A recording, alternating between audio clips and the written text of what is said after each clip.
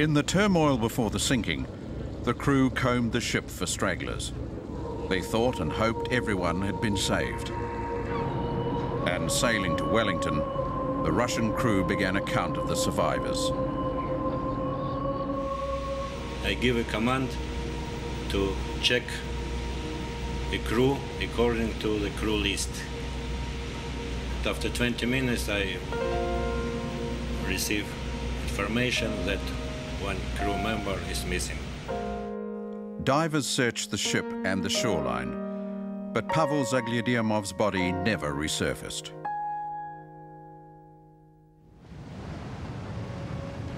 At 5 o'clock on Monday morning, the dazed passengers stepped back onto dry land in Wellington. For the first time in nearly 12 hours, they felt physically safe. The injured were hospitalized. Some had broken bones and hypothermia. Many were in shock. But in this extraordinary rescue, all 440 passengers with an average age of 70 years were saved. In the confusion of their arrival, pilot Don Jamieson's union colleagues spirited their man away from the authorities. When they arrived in Wellington, he was under guard by 2 Russian officers, and they weren't letting him out of their sight. The union at the time, General Secretary John McLeod, managed to arrange for Don to go to the toilet. And when he went to the toilet, they managed to whisk him away and get him out of the clutches of the Russians. He left the ship quietly and unnoticed. That's all I'm going to say. Captain Brew lent Don Jamieson his jersey to hide the gold braid. We proceeded to leave the ship. I consider that one of our first major achievements, getting past all the print media, electronic media, without even being recognised, and into our office.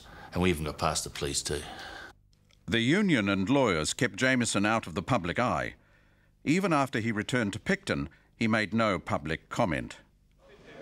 Meanwhile, distraught passengers were trying to recover their composure.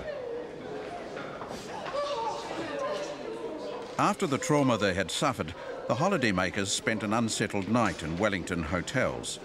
The next day they went home, their exotic trip cancelled permanently. Leaving the captain and 4 officers, the rest of the crew flew back to Russia to face an uncertain future. Our company met us. They addressed us while we were still on the plane and said to us, "Dear people of the Lermontov." And there was almost like a howl of tears through the plane. I looked all around, and all of us were weeping. In Leningrad, a new widow carried on with her life. For 3 cruel days, Svetlana had no idea her husband had been killed. We heard it on the news, but it wasn't the official bulletin. It was the Voice of America. We had no idea it would have been Pavel, because the bulletin said that a sailor had died in the sinking, not a mechanic. On the Monday, I got an official note to say it was the Mikhail Lermontov, but it wasn't until Wednesday that I learned it was my husband. They said they were searching for him, but in all probability, he was dead. The New Zealand government quickly learned how the Russian superpower's best liner wound up on the sea floor. My officials had a very good idea as to why the ship had sunk, even on Sunday, and they most certainly, I think, came to me on the Monday and said, look, the ship sailed over a reef that's too shallow, and the bad news from New Zealand's point of view, there was a New Zealand pilot on board, experienced pilot. He should have known what he was doing, and I'm afraid, Minister, we sunk the ship. The government immediately launched a preliminary inquiry and appointed Captain Steve Ponsford, a Ministry of Transport investigator, to run it. It took 1 week to interview the Russian officers, the rescue boat captains, and the New Zealand pilot Don Jamieson. The inquiry has been criticised for several reasons. One of the criticisms was that Steve Ponsford was a personal friend of Jameson's. Before the inquiry, I had known Captain Jameson for many years as a friend and as a seafaring colleague. I didn't find any difficulty whatsoever in conducting a preliminary inquiry in which Captain Jameson was one of the main witnesses. The public expected the inquiry to recommend a full investigation or further legal action to repair the loss of the $100 million ship. A full and formal inquiry is the norm following shipping accidents on the New Zealand coast, but Captain Ponsford stunned the marine fraternity when he advised against it.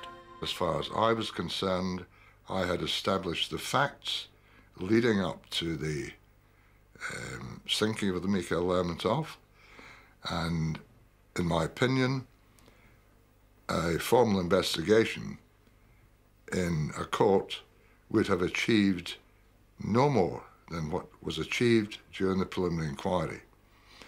And I recommended accordingly, and the Minister accepted my recommendation. Oh, I thought the findings were absolutely accurate. In fact, I've never seen anything to make me change my mind. So the Minister delivered the report to bemused journalists. The government felt it had all the answers and was not interested in the questions. According to the report, the cause of the casualty was a decision by Captain Jameson to navigate the TheLermontov through the narrow passage between Cape Jackson and the Cape Jackson Light, a passage which in the event was not deep enough for a vessel of the TheLermontov's draft. The announcement that Jameson would not face a full inquiry stunned survivors. The lawyer for Australian passengers believes a full inquiry was necessary. A couple of the purposes of a preliminary inquiry is to identify whether, at the early stage of collecting the facts together, there remain questions unanswered. And at the end of the preliminary inquiry, there were many questions unanswered, not the least of which is why what happened, happened. The high-level government decision to drop the whole matter means much of the evidence was never scrutinised. Ponsford had found all the evidence credible, yet there were dramatic conflicts between the parties over events on the bridge as the ship headed for Cape Jackson. Ladies and gentlemen, I think it's most important that you cooperate with these people. Thank you very much. Pilot Don Jameson told the preliminary inquiry, "I ordered port 10 degrees and started to go through the passage. The order was not questioned." The Russian officers gave evidence that they did ask the pilot why he was doing this. They did challenge him to that extent, and he told them that it was okay, he'd done it before. As we turned, I saw Stepanishev come over and talk to the pilot. He asked the pilot, "Why are we turning left?" And the pilot, Jameson, explained that he wanted to tell the passengers about this particular tragic place where several ships had perished. My officer were placed in difficult situation. When my officer, is my opinion, when my officer understood that is some dangerous situation, they have no time and place to abort. It would take a very brave man to take the command away from the pilot, because you can imagine when we went through all the details of what happened, imagine what we would have done if, in fact, what the pilot was doing was correct and Gusev or Stepanishev had said hard a starboard and then gone on to the reef in trying to make the turn. Imagine what we would have said as lawyers. What? You took the ship away from the experienced harbour master? The pilot? A man who knows the place intimately, who's been piloting since 1970? What absolute fools you must have been.